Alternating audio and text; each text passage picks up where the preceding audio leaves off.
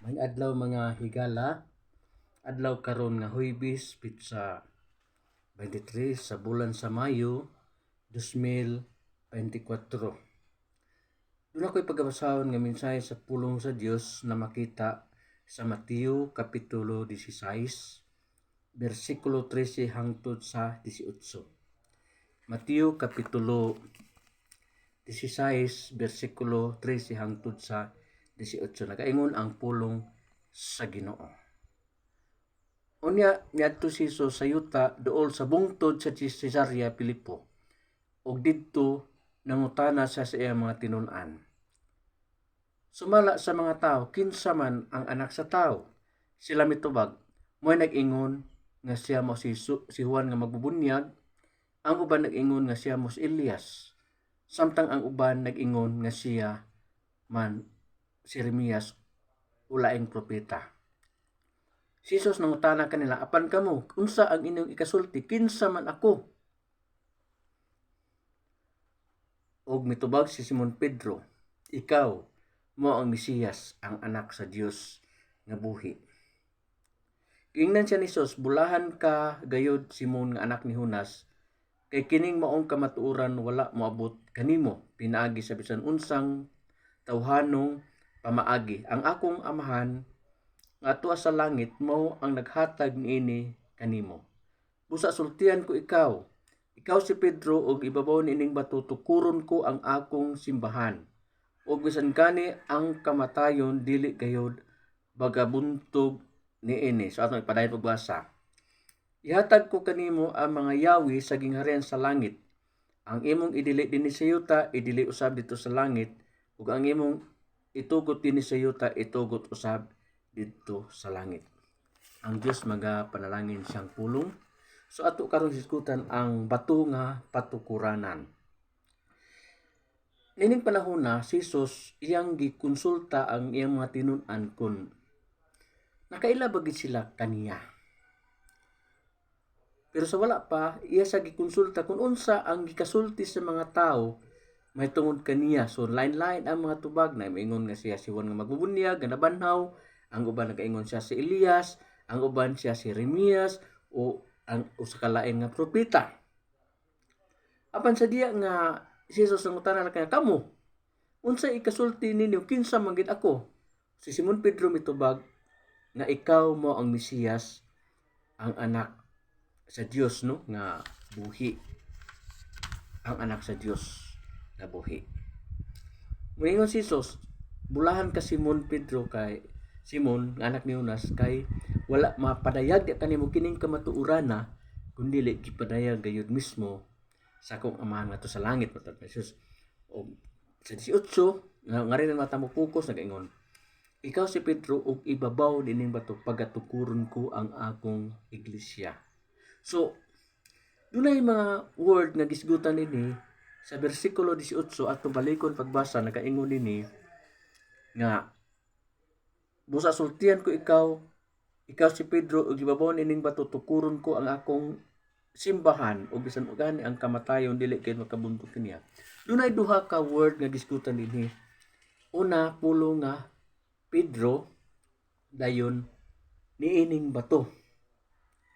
Kung tan-aw na to ang original nga pinulungan, ang Pedro sa Grego Petros. Nagkahulugan kana og gamay nga bato. Unya og gamay nga bato, ang iyang gender is masculine.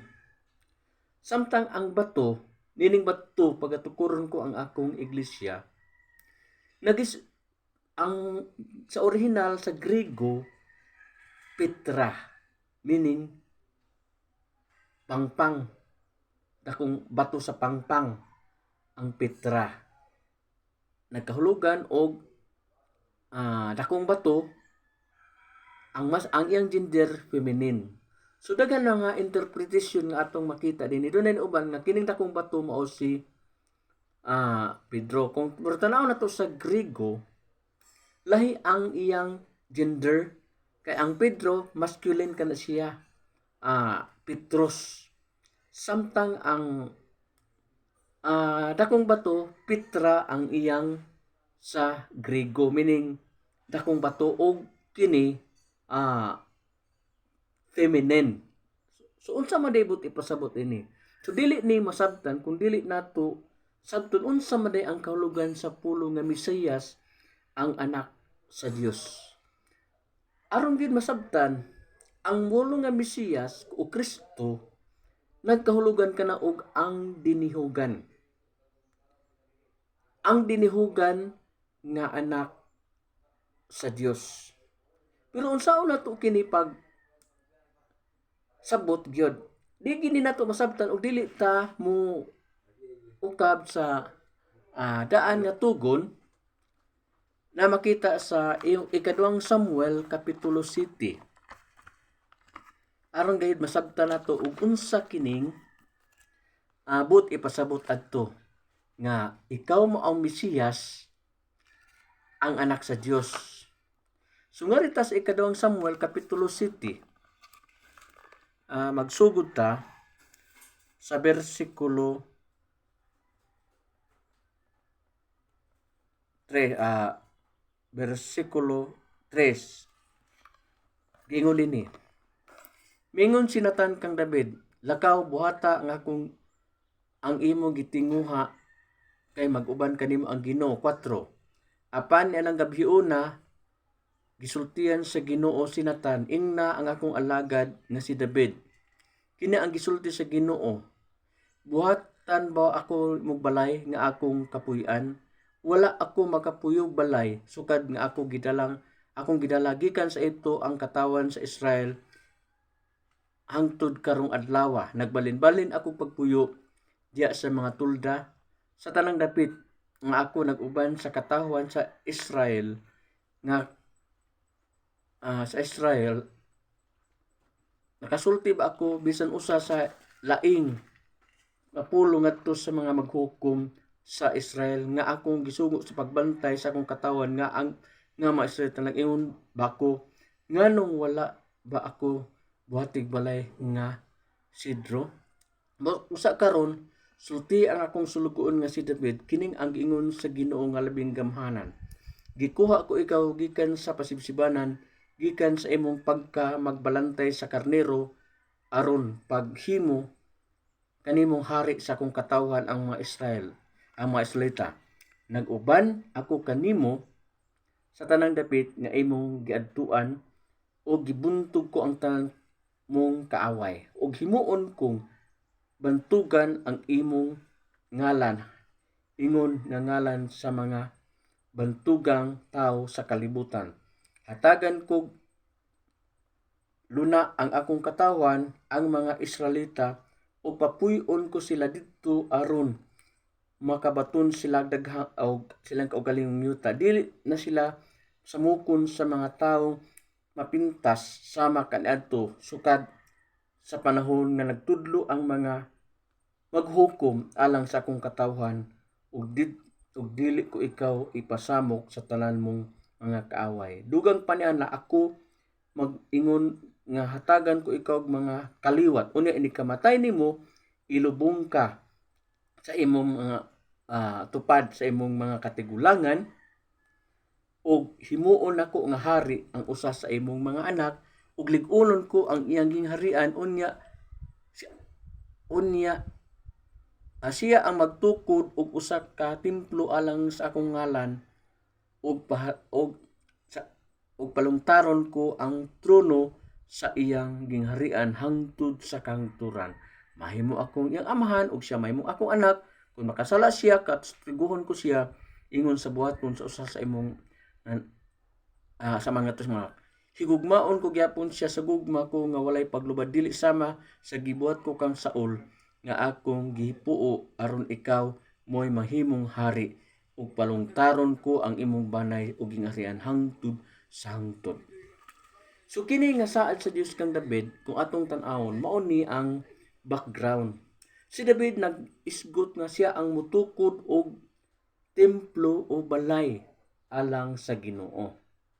Pero di siya pwede tungod kay siya nagdako sa panggubatan, muna nga ang iyang anak nga natawo diha kaniya pabarugon sa Ginoo ug siya ang magtukod og templo alang sa Ginoo. Ug ang iyang gingharian mulungtad sa walay katapusan ug tawgon siya sa Dios nga iyang anak. So ang pulo nga Mesiyas usa na siya katitulo sa mga nahimong hari sa Israel. Kaya mga hari sa Israel dinihugan na sila. So gitawag na sila og ang dinihugan. So matawag sila og Mesiyas, meaning ang dinihugan. Apan dunay kaliwat ni David nga dinihugan nga mataw gikan siyang kaliwatan og patindugon sa daan karaan nga translasyon pabarugon siya. Og siya ang magtukod og templo alang sa Ginoo. Og mulungtad ang iyang gingharian hangtod sa kangson. So ang issue din ni David magtungod sa templo. No, templo ang gisgutan. So tuod man si Solomon mituman sa tahas nga gisangon siya sa Ginoo kaniya, nitukod siya og templo para sa Ginoo. Pero ang problema kay dili si Solomon ang katumanan sa mga saad tungod kay si Solomon nakasala si Solomon tungod siyang sala nabahin ang gingharian na ang Northern Kingdom ug Southern Kingdom apan ang Northern Kingdom gipamunuan ni Hari Jeroboam ug nabihag sa Babylon sa Assyria sa tuig 700 kapin BC. Samtang ang Southern Kingdom gipangluhan sa mga kaliwat ni Solomon tungod kay nawala kini magmasinugtanon nabihag usab sa Babylonia sa tuig 500 kapin BC. Apan human sa 70 ka tuig ipabalik sila sa Dios, pinagi nga haring zero, gitukod ang templo, gitukod ang sistema sa pagsimba. So ang gisaad sa Ginoo nga kaliwat ni David nga ayang anak nga tawgog anak sa Dios kanang pulo nga hangtod sa kangturan dili gid si Solomon. So bubalik ta sa Mateo 16:18 natud pa ni Jesus, ikaw si Pedro ug ibabaw nining batok pagatukuron ko ang akong simbahan iglesia. So term iglesia. Ang kang David nga tukuron sa kaliwat ni David templo. So ang gitukod ni Jesus iglesia. So dili templo nga building ang buot di ipasabot sa Ginoo nga katumanan kundili ang iyang iglesia. Sa karaan nga word dito sa saad sa Ginoo nga mugawas ang lawas ang maong kaliwat, meaning anak niya gikan siyang kaliwatan og pabarugon sa Ginoo, meaning duha ka butang ang atong masigutan, mataw siya og diha sa iyang pagbarog og pagkabanhaw.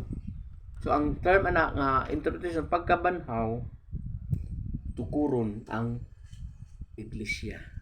Kinsa man ni ang so mutakdo po na siya sa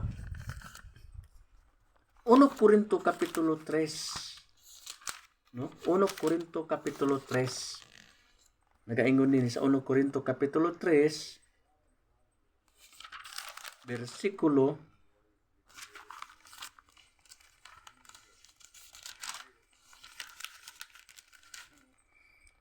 1 Corinto kapitulo 3 bersikulo